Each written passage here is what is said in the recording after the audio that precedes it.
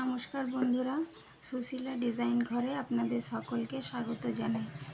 তো আজকে আমি দেখাবো কিছু গুরুত্বপূর্ণ টিপস এই ইঞ্চি টেপ সম্বন্ধে। তো যারা নতুন আছে তাদের কিন্তু অনেকটা সমস্যা হয় ইঞ্চি টেপে কিভাবে মাপ নিতে হয় বা কিভাবে কি করতে হয়, কোনটা ইঞ্চি কোনটা সেন্টিমিটার, সেটা কিন্তু অনেকটাই অসুবিধা হয়ে থাকে। তো আজ আমি সেটাই দেখাবো।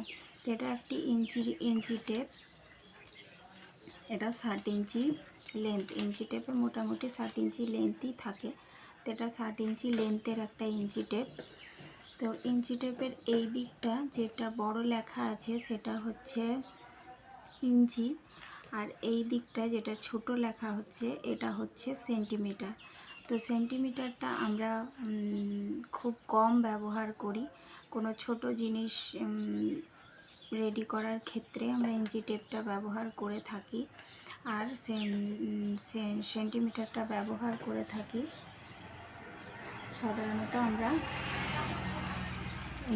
ইঞ্চির দিকটাই ব্যবহার করে থাকি। তো এটা হচ্ছে ইঞ্চির দিক। ইঞ্চির এটা যেহেতু 1 2 3 4 5 যেমন লেখা আছে, এটা হচ্ছে মাপ। এই ঘর থেকে এই ঘর এটা হচ্ছে 1 ইঞ্চি। 1 ইঞ্চি এই ঘর থেকে এই ঘর এটা হচ্ছে 2 ইঞ্চি। এরকম করে ইঞ্চি 3 4 5 6 7 8 এরকম হচ্ছে ইঞ্চি। আর এই মিডিলে যে একটা ছোট্ট দাগ আছে, এই যে মিডিলে একটা ছোট্ট দাগ আছে, সেটা হচ্ছে হাফ ইঞ্চি।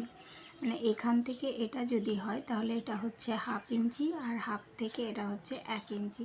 তো এটা হচ্ছে হাফ ইঞ্চি। বড় মিডিলের যে বড় ছোট দাগটা আছে সেটা হচ্ছে হাফ ইঞ্চির মাপ, আর এই যে বড়টা দাগটা আছে সেটা হচ্ছে 1 ইঞ্চির মাপ। আর ইঞ্চির মধ্যেখানে যে এই ছোট দাগগুলো আছে এইগুলো কি বা এগুলোর কি কাজ। তো যখন আমরা কোনো মেজারমেন্ট করি তখন ইঞ্চির বাদেও কিছু হয়তো কাপড় থাকে, সেটাকে কিভাবে মাপবো সেই মাপটাই কিন্তু এই মাপটা, এই ছোট যে দাগগুলো এইগুলোতে কাজে লাগে। আর এইগুলো হচ্ছে সুত, এগুলো হচ্ছে সুত। 1 সুত 2 সুত 3 সুত 4 সুত 5 সুত 6 সুত 7 সুত 8 সুত। তো টোটাল এইখান থেকে এই যে ঘরটা, একটা ঘরের বা 1 ইঞ্চির পরিমাপ হচ্ছে 8টা সুত। টোটাল 8টা সুত নিয়ে হচ্ছে একটা ইঞ্চি। তো এই সুতগুলো আমাদের সেই সময়ই কাজে লাগে।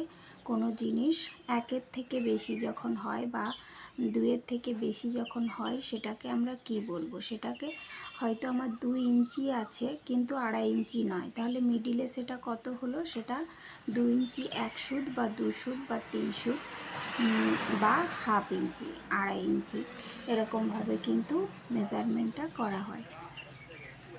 তো আশা করি বোঝাতে পেরেছি।